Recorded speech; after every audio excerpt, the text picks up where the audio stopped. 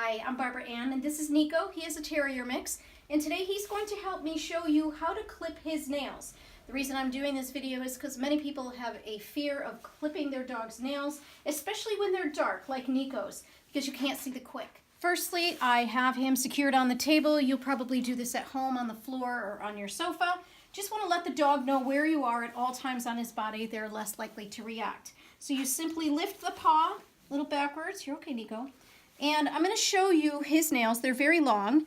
As you can see, they're dark. You cannot see the quick, which is that vein that runs through their nails and stop at a certain spot.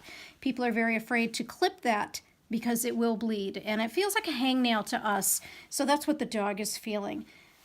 So what you're looking for underneath the nail, and I'm just using my body to help support him, is there's a meaty part down at, in his case, it's right down there. You can hardly see it. But all of this is just empty nail. And as you can see, it naturally curves, and usually you can kind of see where the nail begins to change shape, and that's where you really want to pay attention. So I'm using my favorite kind, which are simply scissor type nail clippers, but there are many options out there, and to find your favorite, I suggest you go to a store and try some on for size. What I'm going to do is I hold him upside down for two reasons. One, I can see where the quick is, and two, it gives me a little more support. The one thing you don't want to do when you're clipping your dog's nails is come at him like this. One, you can't really see anything at all, and two, he has the ability to pull away, which he will do. So we bring it back here, and of course we're not bringing it way back here. We don't want to hurt him. We simply want to have access to the nail and a visual. So I'm going to place my cut right approximately here. And as you might be able to see, it's not straight. I'm not cutting straight, I'm cutting this way. The reason for that is because you want the nail to be a little bit higher on the top, because as they're walking, that's the part that grows the fastest. So as they walk, they won't feel that little click noise. So I'm just going to place my cut here.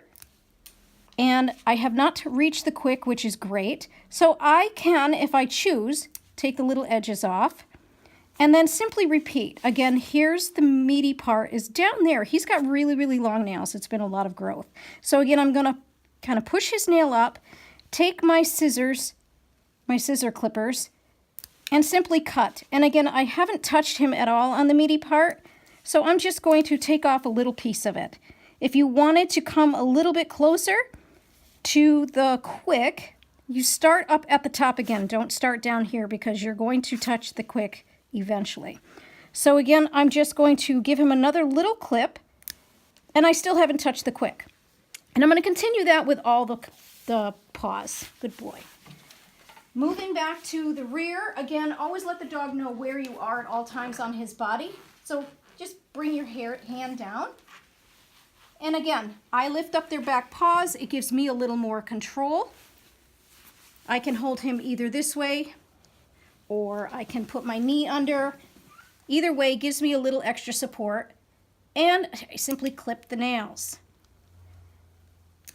Now, as you get more comfortable doing your dog's nails, there's a couple of ways you can do it. Again, I don't suggest doing nails this way simply because they have the option to pull their paw, and they will. Another thing you can do is come from underneath. If you're doing the paw on the opposite side of where you're standing, you can do it is if you are on the opposite side of the nail you want to work with, you have a couple of options depending on your availability. Of course, I'm a professional groomer. I have the table, so I have the ability to move it. You can bring, again, always letting the dog know where you are at all times. My hand comes down and easily gets picked up. So now I'm bracing his leg against his body with my arm. I mostly have the best control this way. And again, you're looking upside down, so you always know where you're at. And simply cut. Another way to do that side, if you're standing on one side and you don't want to keep going around the dog, is you can come from a way that I'm going to show you is if the dog is smaller, you can reach around, pick up the paw, and bring it under the dog's body. Again, you are not going to do this on a dog that has shoulder problems, but you can, so you have more control. So I bring the paw underneath the dog, and you can't see the quick as well, but because I know from all the other claws that I've done, kind of where it is. I have ultimate control.